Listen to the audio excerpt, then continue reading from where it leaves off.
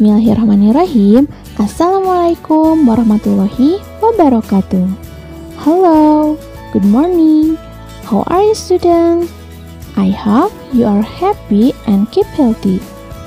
Dalam video pembelajaran kali ini, kita akan belajar tema 7, subtema 3, mengenai peristiwa mengisi kemerdekaan.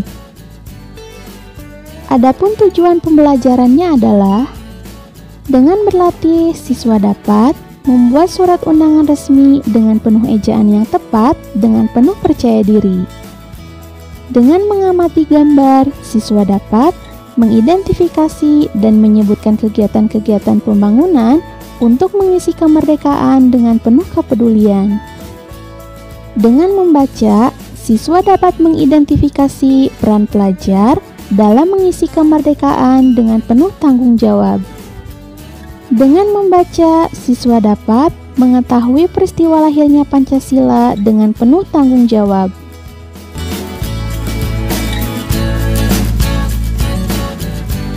Say basmalah before learning. Bismillahirrahmanirrahim. Banyak peristiwa yang terjadi di dalam kehidupan kita. Ada peristiwa-peristiwa yang dianggap penting dan patut dirayakan bersama orang lain. Untuk itu, diperlukan sebuah surat undangan untuk merayakannya bersama orang lain. Mengidentifikasi surat undangan. Namun sebelumnya, tahukah kamu apa itu surat undangan? Ya, benar. You are smart. Surat undangan merupakan surat yang berisi pemberitahuan dan permintaan kesediaan seseorang untuk menghadiri suatu acara atau kegiatan. Kalimat yang digunakan dalam undangan haruslah efektif, yaitu singkat, padat, dan jelas. Tujuannya agar orang yang membacanya dapat segera mengerti isinya. Surat undangan dibagi menjadi 3 jenis, yaitu 1. Undangan resmi. Undangan yang mengatasnamakan sebuah instansi atau organisasi dan kedinasan. Biasanya dipergunakan untuk kepentingan kedinasan. 2. Undangan setengah resmi. Undangan yang mengatasnamakan perorangan yang ditujukan ke perorangan maupun instansi atau organisasi. 3. Undangan tidak resmi. Undangan yang mengatasnamakan perorangan yang ditujukan kepada perorangan untuk kepentingan perorangan seperti undangan khitanan, undangan perayaan kelahiran, dan undangan berkunjung ke rumah teman. Unsur-unsur dalam surat undangan resmi. Bagian-bagian yang terdapat dalam surat resmi adalah 1. Kop surat. Berisi identitas instansi pengirim surat beserta alamat lengkapnya. 2. Tanggal surat. Menunjukkan keterangan waktu dan tempat dibuatnya surat. 3. Nomor, lampiran, dan perihal surat. Berisi nomor dikeluarkan surat oleh instansi pengirim surat dan keterangan singkat mengenai maksud surat tersebut. 4. Alamat tujuan. Berisi identitas penerima surat. 5. Salam pembuka. Sapaan pengirim surat sekaligus pembuka surat. 6. Isi surat. Adalah pesan yang ingin disampaikan pengirim surat. 7. Salam penutup. Salam untuk mengakhiri surat. 8. Nama pengirim. Identitas pengirim surat. Setelah kamu mengetahui unsur-unsur yang terdapat dalam surat undangan resmi, kemudian perhatikanlah contoh surat undangan berikut, beserta unsur-unsur penyusunnya. Untuk lebih memahami materi, buatlah sebuah surat undangan resmi perihal perlombaan dalam mengisi kemerdekaan. Setelah kalian membuat surat undangan resmi perihal perlombaan dalam mengisi kemerdekaan, tahukah kalian bahwa kemerdekaan Negara Kesatuan Republik Indonesia didapatkan dengan cara yang tidak mudah dan tidak murah? Bertahun-tahun, para pemimpin bangsa ini berupaya dengan berbagai macam cara untuk melepaskan diri dari penjajahan bangsa lain.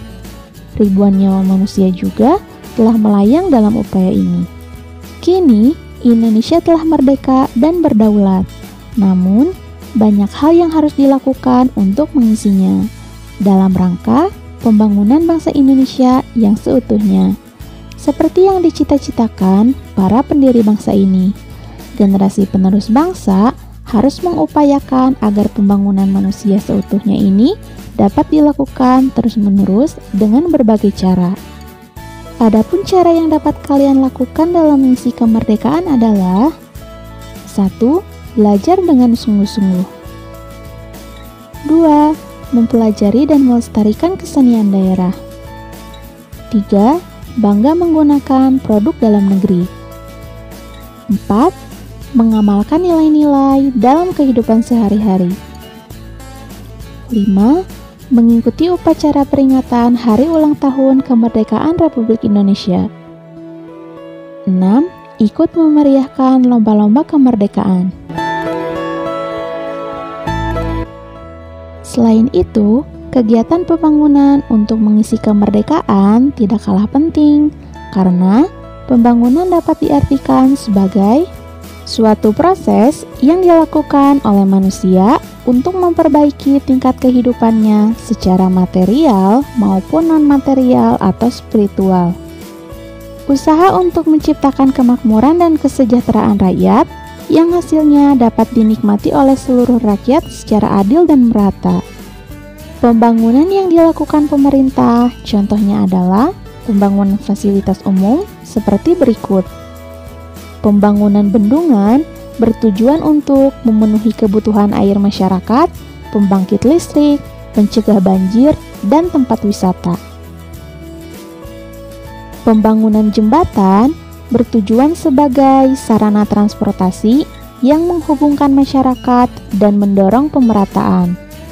Dan masih banyak lagi pembangunan yang dilakukan oleh pemerintah, seperti pembangunan jalan, pembangunan sekolah, dan pembangunan pasar yang bertujuan untuk mesejahterakan masyarakat. Sedangkan peran pelajar dalam mengisi kemerdekaan adalah belajar dengan sungguh-sungguh baik di sekolah, di rumah, dan di mana saja. Hal ini sebagaimana yang tercantum dalam sebuah hadis Nabi, barang siapa menelusuri jalan untuk mencari ilmu padanya, Allah akan memudahkan baginya jalan menuju surga. Hadis riwayat Muslim. Mengikuti kegiatan positif. Contohnya, di sekolah mengikuti kegiatan ekstrakurikuler dan di lingkungan masyarakat mengikuti klub bola, sanggar tari, dan sebagainya. Sekarang kita akan membahas peristiwa sejarah lahirnya Pancasila. Pancasila berasal dari bahasa Sanskerta, yaitu panca dan sila. Panca artinya 5 dan sila artinya dasar. Pancasila berarti 5 dasar atau 5 asas. Pancasila terdapat pada Kitab Negara Kertagama karangan Empu Prapanca. Pancasila juga terdapat pada Kitab Sutasoma karangan Empu Tantular. Pada pelajaran tema 7 subtema 2, kita pernah membahas mengenai BPUPKI. Masih ingatkah kalian apa itu BPUPKI? Ya, benar. BPUPKI adalah singkatan dari Badan Penyelidik Usaha-Usaha Persiapan Kemerdekaan Indonesia. Sidang pertama BPUPKI yang dilaksanakan pada tanggal 19 Mei sampai 1 Juni 1945 membahas tentang rancangan dasar negara. Terdapat 3 tokoh yang mengajukan pendapatnya tentang dasar negara Indonesia, seperti berikut. Pada tanggal 29 Mei 1945, Mr. Muhammad Yamin mengusulkan 5 dasar negara, yaitu 1. Pri kebangsaan, 2. Pri kemanusiaan, 3. Pri ketuhanan, 4. Pri kerakyatan, 5. Kesejahteraan rakyat. Pada tanggal 31 Mei 1945, Profesor Dr. Mr. Supomo mengusulkan 5 dasar negara, yaitu 1. Persatuan, 2. Keseimbangan lahir dan batin, 3. Kekeluargaan, 4. Keadilan rakyat, 5.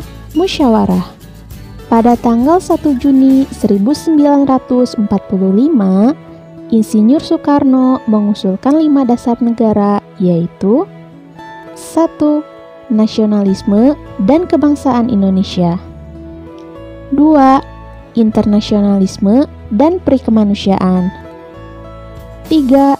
Mufakat atau demokrasi, 4. Kesejahteraan sosial, 5. Ketuhanan yang Maha Esa. Selanjutnya, kelima asas yang diusulkan oleh Insinyur Soekarno disebut Pancasila. Peristiwa tersebut melatar belakangi penetapan Hari Pancasila yang kini kita peringati setiap tanggal 1 Juni. Sebelum memulai sidang kedua BPUPKI, dibentuklah kembali panitia yang dikenal sebagai Panitia 9. Pada tanggal 22 Juni 1945, Panitia 9 mengadakan rapat yang kemudian menghasilkan rumusan dasar negara yang tercantum dalam Piagam Jakarta.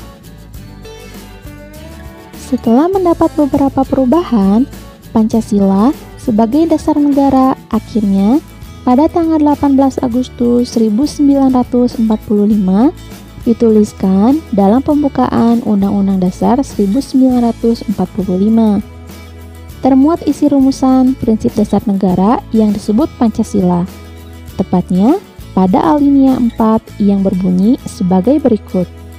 1. Ketuhanan yang Maha Esa. 2. Kemanusiaan yang adil dan beradab. 3. Persatuan Indonesia. 4. Kerakyatan yang dipimpin oleh hikmat kebijaksanaan dalam permusyawaratan perwakilan. 5. Keadilan sosial bagi seluruh rakyat Indonesia. Untuk kesimpulan pada pembelajaran kali ini adalah 1. Surat undangan dibagi menjadi 3 macam, yaitu surat undangan resmi, surat undangan setengah resmi, dan surat undangan tidak resmi. 2. Kegiatan dalam mengisi kemerdekaan dapat dilakukan dengan berbagai cara. 3. Peran pemerintah dalam mengisi kemerdekaan adalah dengan melakukan pembangunan fasilitas umum. 4. Peran pelajar dalam mengisi kemerdekaan dengan belajar sungguh-sungguh dan melakukan hal-hal yang positif. 5. Sejarah lahirnya Pancasila diusulkan oleh 3 orang tokoh, yaitu Mr. Muhammad Yamin, Profesor Dr. Mr. Supomo, dan Insinyur Soekarno. Untuk tugas yang kedua, silakan Soleh dan Soleha kerjakan halaman 176-177. Bila ada kendala, silakan hubungi wali kelas masing-masing ya. Kita cukupkan pembelajaran hari ini. Mudah-mudahan Soleh dan Soleha dapat memahami materinya. Saya Hamdalah, alhamdulillahirabbil alamin. Terima kasih atas perhatiannya. Assalamualaikum warahmatullahi wabarakatuh.